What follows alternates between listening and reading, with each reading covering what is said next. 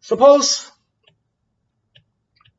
U is a C2 function over the whole R2. We consider two-dimensional. And V also a function defined over R2 is given by Vxy is ux squared minus y squared 2xy. So we will prove that if U is harmonic, then V is harmonic, also harmonic. This is the problem. So we know that U is harmonic. Then we using U we construct a new function, say V. We will prove that V is harmonic. Okay.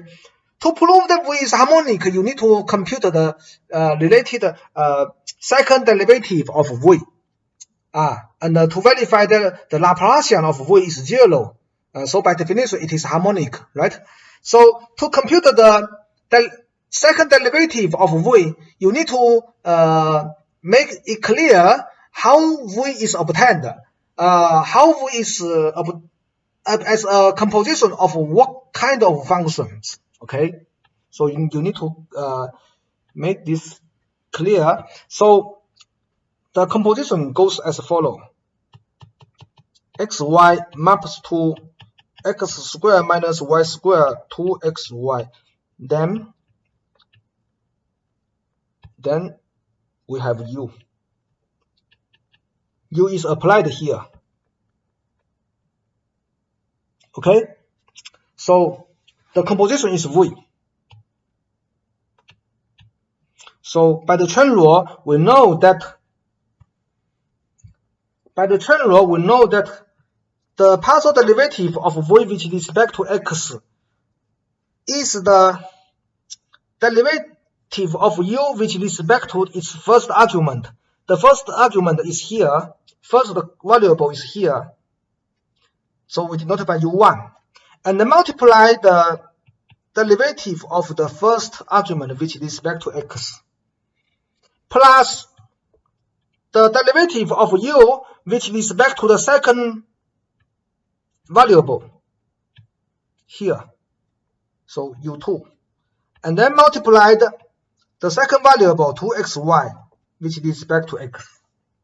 So this is easy. You will see that this is 2x U1 plus 2y U2. Okay, the computation is not difficult. Okay, but I have no space to write here. I will write in the next page.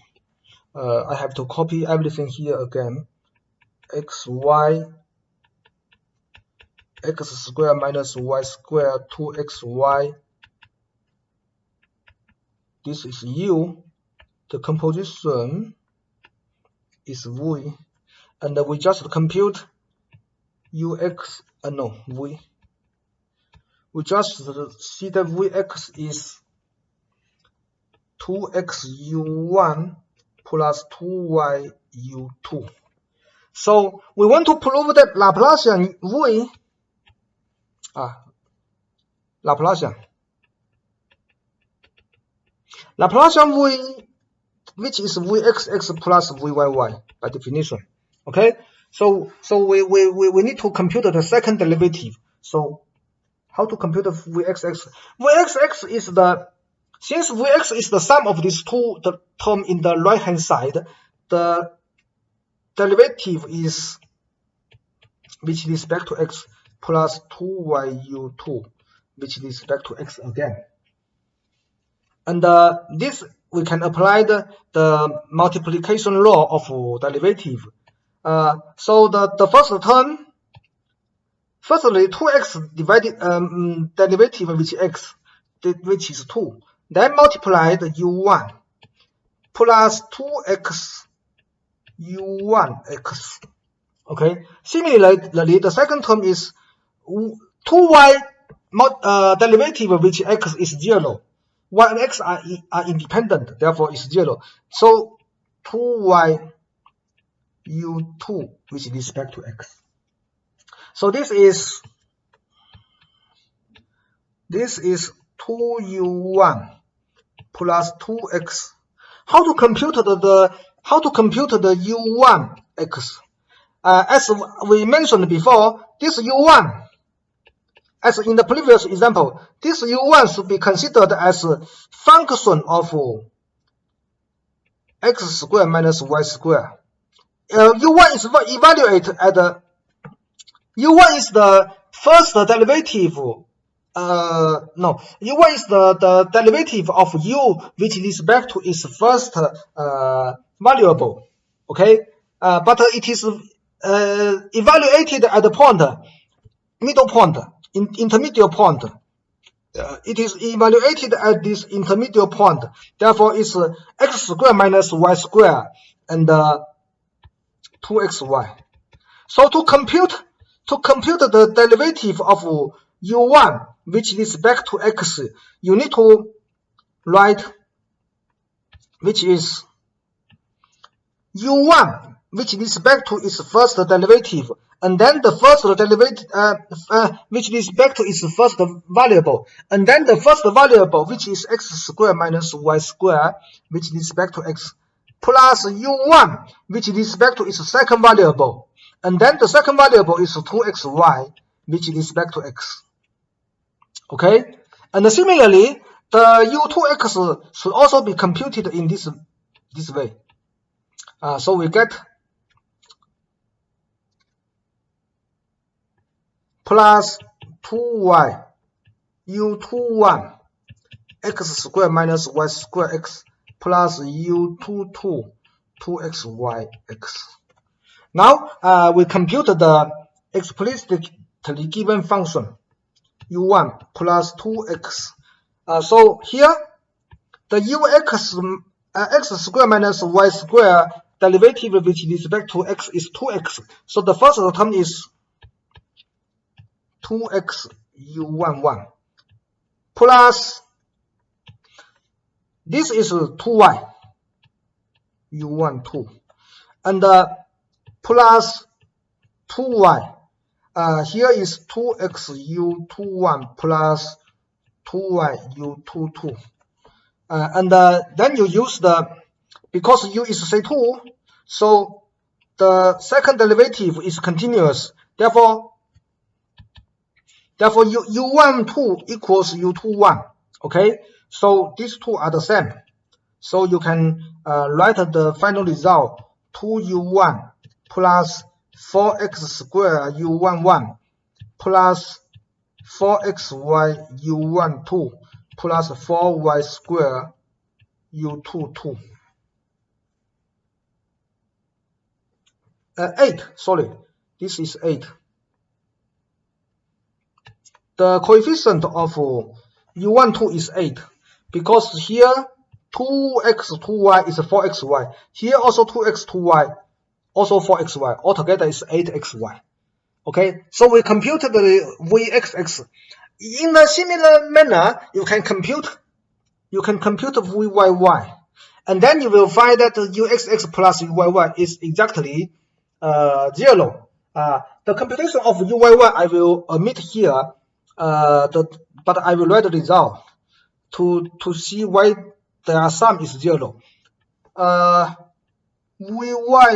is minus 2u1 plus 4y squared u11 minus axy u12 plus 4x squared u22. So you add these two together. This is uyy, and the last line here is our uxx. So you find that the 2u1 cancel, and 8xy u12 and this minus axy u12 cancel. So the coefficient of u11 is 4x squared plus y squared, and for u22 is also 4x squared plus y squared. So we have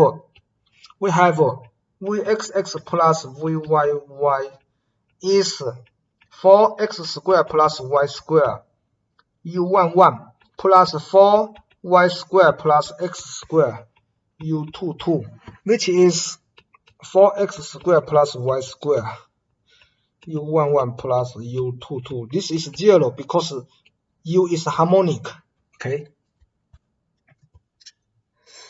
Next, we consider some geometric applications of our differential calculus of multivariable functions. Firstly, we study the tangent of curves.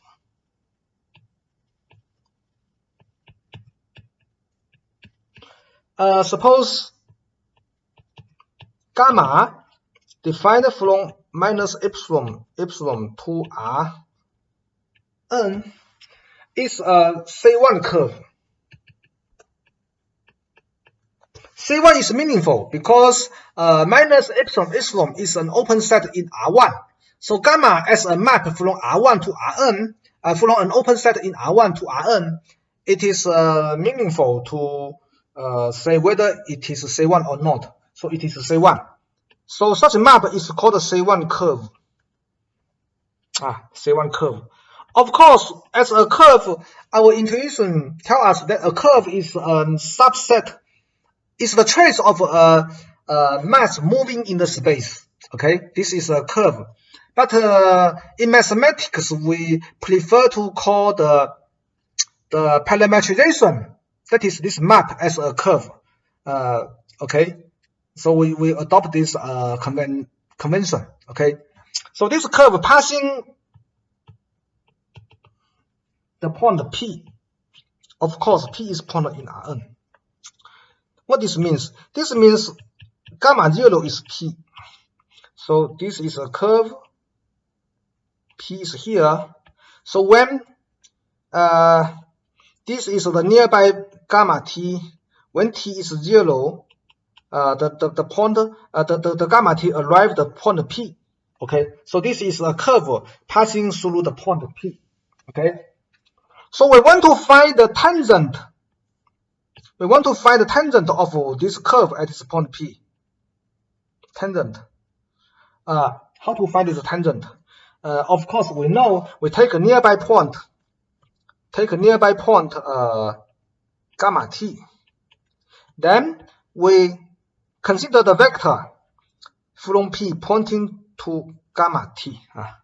So take t in nearby point and consider the vector P gamma t.